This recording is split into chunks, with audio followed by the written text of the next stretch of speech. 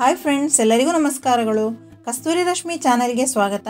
ನಾನಿವತ್ತು ಮದುವೆ ಫಂಕ್ಷನ್ಗಳಲ್ಲಿ ಯಾವ ರೀತಿ ತೊಂಡೆಕಾಯಿ ಪಲ್ಯವನ್ನು ತಿನ್ನುವಾಗ ನಮಗೆ ಯಾವ ಟೇಸ್ಟನ್ನು ಕೊಡುತ್ತೋ ಅದೇ ರೀತಿ ಇವತ್ತು ನಾನು ತೊಂಡೆಕಾಯಿ ಪಲ್ಯವನ್ನು ಮಾಡಿದ್ದೇನೆ ಫ್ರೆಂಡ್ಸ್.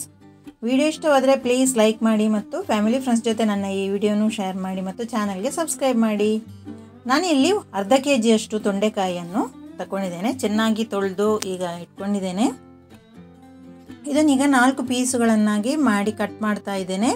ನೋಡಿ, ಈ ರೀತಿಯಾಗಿ ನೀರಲ್ಲಿ ಹಾಕಿ ಇಟ್ಟಿದ್ದೇನೆ.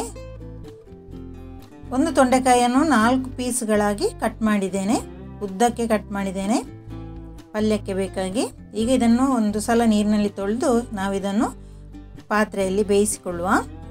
ನಾನಿಲ್ಲಿ ಒಂದು ಪಾತ್ರೆಯಲ್ಲಿ ತೊಂಡೆಕಾಯಿಯನ್ನು ಹಾಕಿದೆ, ಕಟ್ ಮಾಡಿದ ತೊಂಡೆಕಾಯಿಯನ್ನು ಹಾಕಿದೆ. ಅದಕ್ಕೀಗ ಒಂದು 2 ಲೋಟದಷ್ಟು ನೀರನ್ನು ಹಾಕಿ ಬೇಯಲಿಕ್ಕೆ ಇಡ್ತಾ ಇದ್ದೇನೆ. ಒಂದು 10 ನಿಮಿಷ ಬೇಯಲಿಕ್ಕೆ ಬಿಡಿ, ಚೆನ್ನಾಗಿ ಬೇಯುತ್ತೆ. ಈಗ ನಾನು ರುಚಿಗೆ ತಕ್ಕಷ್ಟು ಉಪ್ಪನ್ನು ಹಾಕಿದೆ, 1 ಟೀ ಸ್ಪೂನ್ನಷ್ಟು ಅರಿಶಿನವನ್ನು ಹಾಕಿದೆ. ಈಗ ನಾವು ಒಮ್ಮೆ ಚೆನ್ನಾಗಿ ಮಿಕ್ಸ್ ಮಾಡುವ.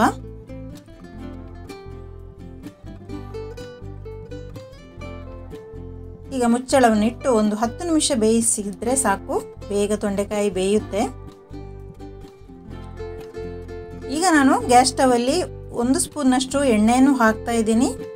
ಅದಕ್ಕೆ ಒಂದು 7 ರಿಂದ 8 ಮೆಣಸನ್ನು ಹಾಕಿದೆ, ಕೆಂಪು ಮೆಣಸನ್ನು ಹಾಕಿ ಫ್ರೈ ಮಾಡ್ತಾ ಇದ್ದೇನೆ. ನಾನಿಲ್ಲಿ ಬ್ಯಾಡಗಿ ಮೆಣಸನ್ನು ಉಪಯೋಗಿಸಿದ್ದೇನೆ. ಚೆನ್ನಾಗಿ ಫ್ರೈ ಆಗಬೇಕು. ನಾನಿಲ್ಲಿ ಪಲ್ಯಕ್ಕೆ ಈರುಳ್ಳಿ ಮತ್ತು ಬೆಳ್ಳುಳ್ಳಿಯನ್ನು ಉಪಯೋಗಿಸಿಲ್ಲ. ಯಾರೆಲ್ಲ ಈರುಳ್ಳಿ ಬೆಳ್ಳುಳ್ಳಿ ತಿನ್ನುವುದಿಲ್ಲವೋ ಅವರು ಈ ಪಲ್ಯವನ್ನು ಮಾಡ್ಬೋದು, ಚೆನ್ನಾಗಾಗುತ್ತೆ. ಈಗ ಮೆಣಸು ಫ್ರೈ ಆಗಿದೆ. ಈಗ ಅದೇ ಪ್ಯಾನಿಗೆ ನಾನು 2 ಸ್ಪೂನ್ನಷ್ಟು ಕಡಲೆಬೇಳೆಯನ್ನು ಹಾಕ್ತಾ ಇದ್ದೇನೆ. ಒಂದು 2 ಸ್ಪೂನ್ನಷ್ಟು ಉದ್ದಿನ ಬೇಳೆಯನ್ನು ಹಾಕ್ತಾ ಇದ್ದೇನೆ. 1 ಸ್ಪೂನ್ನಷ್ಟು ಜೀರಿಗೆಯನ್ನು ಹಾಕಿದೆ. 2 ಸ್ಪೂನ್ನಷ್ಟು ಕೊತ್ತಂಬರಿ ಬೀಜವನ್ನು ಹಾಕಿದೆ. ಈಗ ನಾವು ಇದನ್ನು ಚೆನ್ನಾಗಿ ಫ್ರೈ ಮಾಡುವ, ಒಟ್ಟಿಗೆ ಎಲ್ಲವನ್ನು ಚೆನ್ನಾಗಿ ಫ್ರೈ ಮಾಡುವ. ಈಗ ಚೆನ್ನಾಗಿ ಫ್ರೈ ಆಯಿತು, ನೋಡಿ ನಿಮಗೆ ಕಾಣ್ತಾ ಉಂಟು. ಈಗ ಸಾಕು. ಈಗ ನಾನು ಮಿಕ್ಸಿ ಜಾರಿಗೆ ಮೆಣಸನ್ನು ಹಾಕ್ತಾ ಇದ್ದೀನಿ. ಈಗ ಎಲ್ಲ ಮಸಾಲೆಯನ್ನು ಸಹ ಹಾಕಿದೆ. ನಾವಿದನ್ನು ಡ್ರೈ ಆಗಿ ಗ್ರೈಂಡ್ ಮಾಡಬೇಕು. ಇಲ್ಲಿ ಸ್ವಲ್ಪ ಹುಳಿಯನ್ನು ಹಾಕ್ತಾ ಇದ್ದೇನೆ. ತೊಂಡೆಕಾಯಿ ಸಹ ಹುಳಿ ಇರುತ್ತೆ, ಅದಕ್ಕೆ ಸ್ವಲ್ಪ ಹುಳಿಯನ್ನು ಹಾಕ್ಕೊಳ್ಬೇಕು.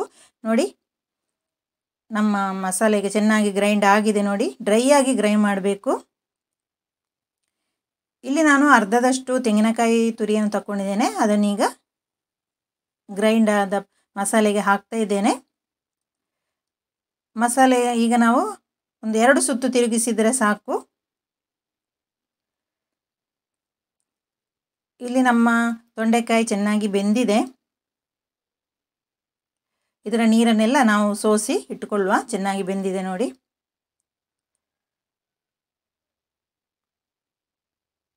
ಇಷ್ಟು ಸಾಕು. ಇಲ್ಲಿ ನಾನು ಗ್ಯಾಸ್ ಸ್ಟವಲ್ಲಿ ಮಣ್ಣಿನ ಪಾತ್ರೆಯನ್ನು ಇಟ್ಕೊಂಡಿದ್ದೇನೆ. ಅದಕ್ಕೆ 1 ಸ್ಪೂನ್ನಷ್ಟು ಎಣ್ಣೆಯನ್ನು ಹಾಕಿದೆ, ಒಂದು ಅರ್ಧ ಸ್ಪೂನ್ನಷ್ಟು ಜೀರಿಗೆಯನ್ನು ಹಾಕಿದೆ, 1 ಸ್ಪೂನ್ನಷ್ಟು ಕಡಲೆಬೇಳೆಯನ್ನು ಮತ್ತು 1 ಸ್ಪೂನ್ನಷ್ಟು ಉದ್ದಿನ ಬೇಳೆಯನ್ನು ಹಾಕಿದೆ, ಸ್ವಲ್ಪ ಸಾಸಿವೆಯನ್ನು ಹಾಕಿದೆ, ಸ್ವಲ್ಪ ಕರಿಬೇವನ್ನು ಹಾಕಿದೆ. ಈಗ ನಾವು ಇದನ್ನು ಚೆನ್ನಾಗಿ ಫ್ರೈ ಮಾಡುವ. ಇದು ಒಗ್ಗರಣೆಗೆ.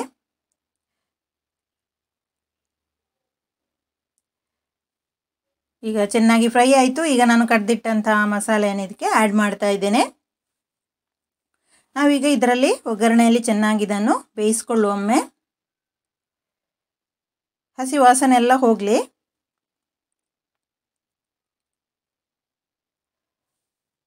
ಚೆನ್ನಾಗಿ ಮಸಾಲೆಯನ್ನು ಫ್ರೈ ಮಾಡಿ ಆಯಿತು. ಈಗ ಇದಕ್ಕೆ ರುಚಿಗೆ ತಕ್ಕಷ್ಟು ಉಪ್ಪನ್ನು ಹಾಕ್ತಾ ಇದ್ದೇನೆ. ಆವಾಗಲೇ ತೊಂಡೆಕಾಯಿಗೆ ಉಪ್ಪನ್ನು ಹಾಕಿದೆ. ಸ್ವಲ್ಪ ಮಸಾಲೆಗೆ ಸಹ ಉಪ್ಪನ್ನು ಹಾಕ್ಕೊಳ್ಳುವ. ಈಗ ಚೆನ್ನಾಗಿ ಮಿಕ್ಸ್ ಮಾಡುವ. ಈಗ ನಾನು ಸೋಸಿ ಇಟ್ಕೊಂಡಂಥ ತೊಂಡೆಕಾಯಿಯನ್ನು ಇದಕ್ಕೆ ಹಾಕ್ತಾ ಇದ್ದೇನೆ. ನೀರನ್ನೆಲ್ಲ ಸೋಸಿದ್ದೇನೆ. ತೊಂಡೆಕಾಯಿಯನ್ನು ಹಾಕಿ ಚೆನ್ನಾಗಿ ಮಿಕ್ಸ್ ಮಾಡಿಕೊಳ್ಬೇಕು. ಮಸಾಲೆ ಎಲ್ಲ ತೊಂಡೆಕಾಯಿಯೊಟ್ಟಿಗೆ ಚೆನ್ನಾಗಿ ಹೊಂದಿಕೊಳ್ಬೇಕು. 5 ನಿಮಿಷ ಹೀಗೆ ಕೈ ಆಡಿಸ್ತಾ ಇರಬೇಕು. ನಮ್ಮ ತೊಂಡೆಕಾಯಿ ಪಲ್ಯ ಈಗ ರೆಡಿಯಾಗಿದೆ ಫ್ರೆಂಡ್ಸ್. ಈಗ ಇದನ್ನು ನಾನು ಸರ್ವ್ ಮಾಡ್ತಾ ಇದ್ದೇನೆ.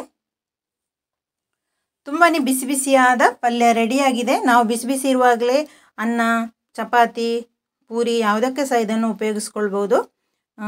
ಥೇಟ್ ಮದುವೆ ಮನೆಯ ಫಂಕ್ಷನಲ್ಲಿ ಯಾವ ರೀತಿ ತೊಂಡೆಕಾಯಿ ಪಲ್ಯ ಇರುತ್ತೆ ಅದೇ ರೀತಿ ಆಗುತ್ತೆ ಈ ರೀತಿ ಮಾಡೋದರಿಂದ.